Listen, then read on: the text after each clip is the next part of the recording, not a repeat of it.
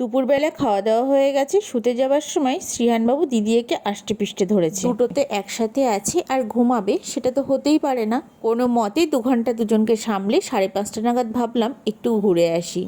3জন মিলে বেরিয়ে পড়লাম বাস স্ট্যান্ডের দিকে।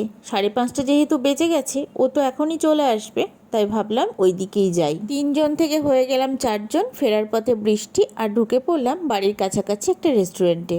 অর্ডার করা হলো চিকেন পকোড়া আর মোগলাই। বেশি কিছু নিইনি, কারণ খুব ভালো মতোই জানতাম এখানকার খাবার কোয়ালিটি অত্যন্ত বাজে। খাবার যেমনই হোক না কেন, বাচ্চারা তো খুব খুশি হয়েছে।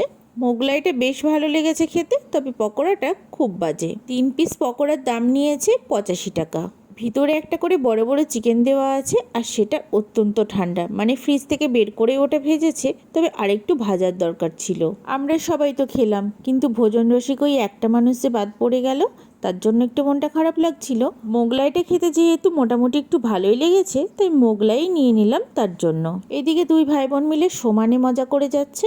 সারাদিন দুটোকে নিয়ে হুটোপুটি করে দিনটা ভালোই কাটলো। 2 মিনিট হাঁটলেই এখান থেকে বাড়ি, আর বৃষ্টিও থেমে গেছে। যাই এবার।